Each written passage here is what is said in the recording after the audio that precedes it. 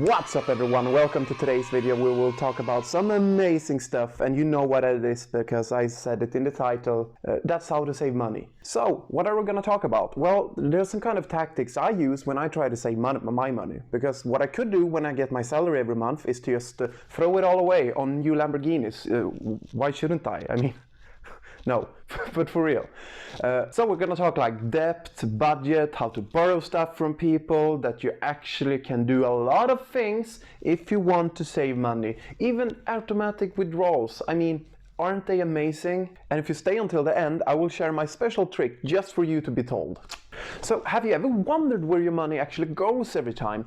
Could it be your neighbors that's going into your house every night, sneaking past you from your bed and taking your credit cards and go out each and every night and spending all on the bar over there? It could be, but I don't think so. So one small tip I will give you, and we can start with that one, is that you hit the like button down below and the subscribe button as well. Then you will be notified when I will upload more videos for you to see. So the first thing a lot of people is actually talking about, which I can't disagree with them at all, is that they talk about debt. And if you have a debt, you should lower the interest rate or get rid of it altogether. That's the best case scenario. If it's a new car you bought 2 years ago, or maybe a brand new TV, or you bought something else that was really cool, get rid of it. So debt adds up. I mean, if you take a loan here and a loan there and a loan at that market and a loan at that electrical store, suddenly 50% of your income is going directly to the debt.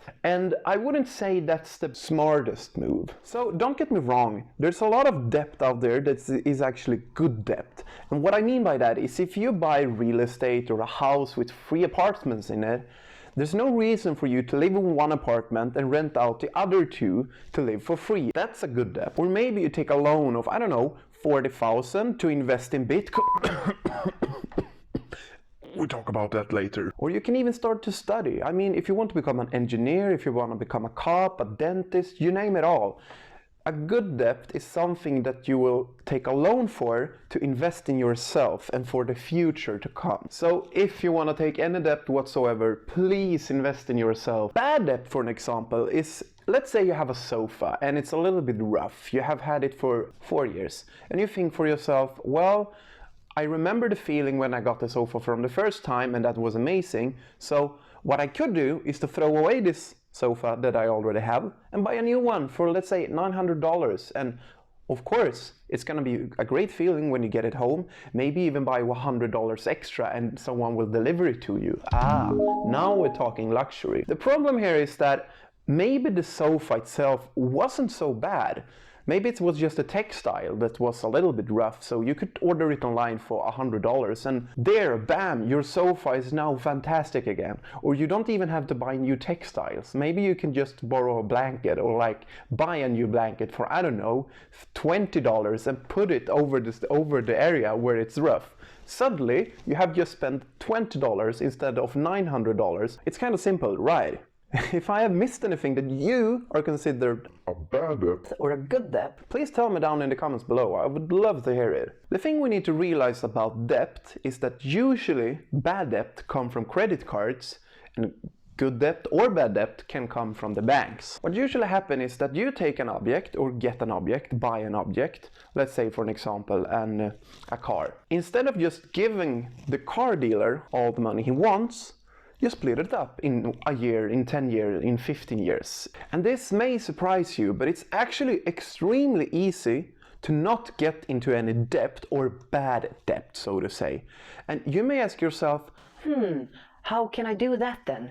Well, I'm gonna tell you then. The easiest way to do it is that if you don't have money to buy an object or a product, don't buy it. It's kind of easy. If you don't have the money to pay it up front, don't pay for it. I myself have a kind of philosophy that I usually try to follow as many times as I can. And that's if I can't buy it 5 times, I can't buy it one time either. If you want, you can try that philosophy for yourself. It's actually really fun and it's kind of a challenge. Anyway, I think you get my point. Get rid of all the bad debts that you have. Debts that don't bring you any value to the future. All the good debt that was an investment for you to become a doctor or buy a house or become a cop. So the next thing we can dive deep into is a budget. And what's so good about a budget is that you will get a greater understanding of your expenses, the cost of living, the cost of doing, and all these ups and downs. You will get a better understanding on where your money is going and why. Yes, it's really true to have the nice channels with the Price Plus package Super with 200 channels over your TV where you can watch anytime you want and always and forever. That's cool, I know it.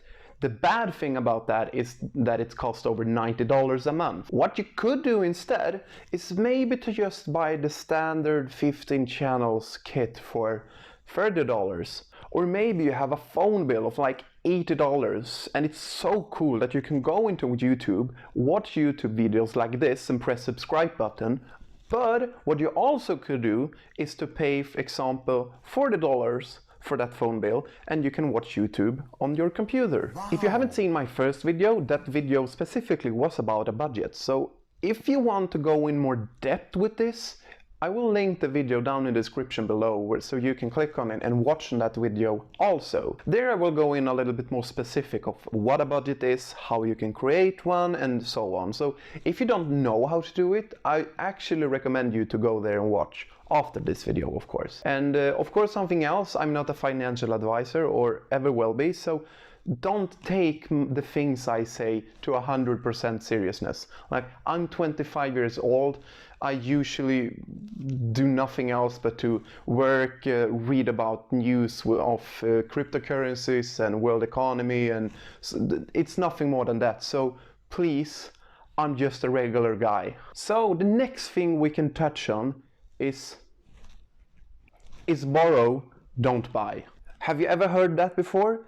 I don't think so, because there's not so many people talking about it actually. And I think we can all relate to this, that in the past we had to do one specific thing that we maybe do just once every 2 years. Let's say you need a tree trimmer to trim your trees. What you do then is that you go to the store to buy a new one for $250. What ends up happening is that you talk to the salesman and you end up spending $350 for one. What a great deal!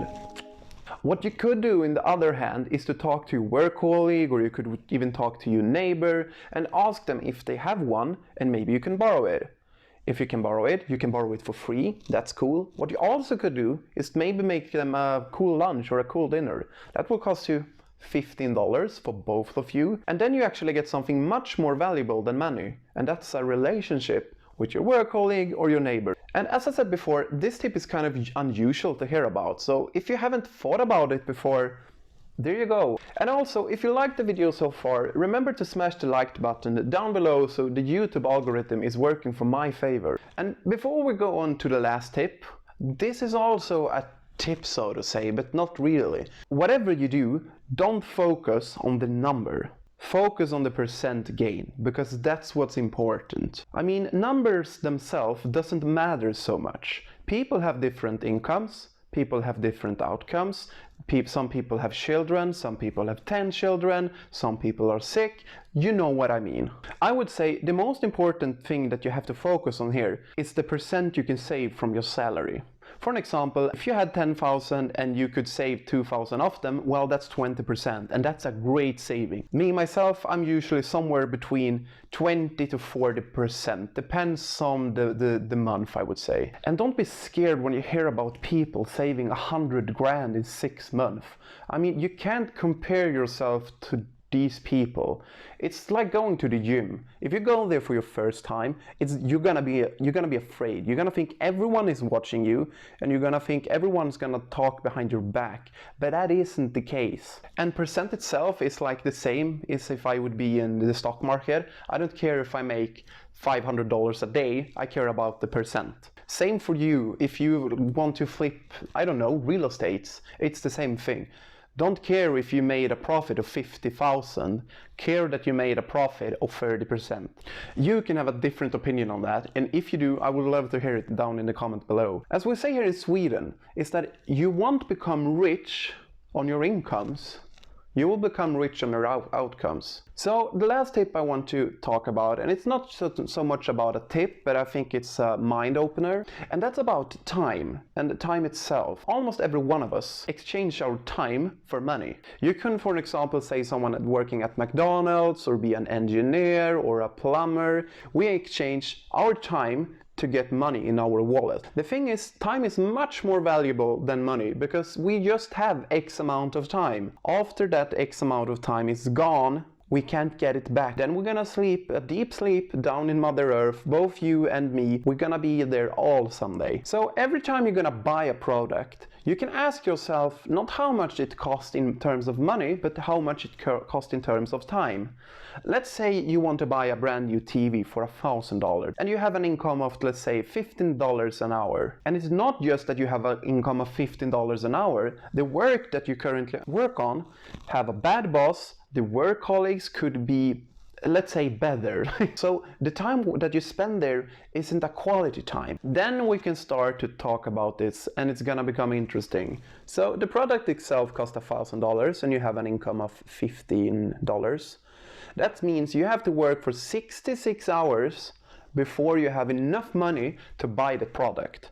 And if we're gonna talk about my philosophy, that if you can't buy 5 of them, you can't buy 1, then you suddenly have to spend 350 hours extra on that work to buy that TV. Then you can start to ask yourself, is this actually worth it? I myself would say it's not worth it at all. And as a last resort, if you want to buy something, ask yourself this also. Would I rather have the money? The money itself are like a security. When you have the money on your bank account or your savings account, you know that if something bad were to happen, you can always rely on that. You always know you have the money there, so if the would hit the fan, you can actually feel a bit safe. So suddenly the money isn't buying a TV, they're buying you a safe feeling, and that's worth a lot. So that's all from me today. I want to thank you for sticking by my side this long, and if you actually like this video, don't forget to subscribe, like the button, and comment down below, because I know there's something you want to say to me. Even if it's good or bad, I don't care. And actually, if you hate me so much, subscribe to unsubscribe so you know that I lost a subscriber today.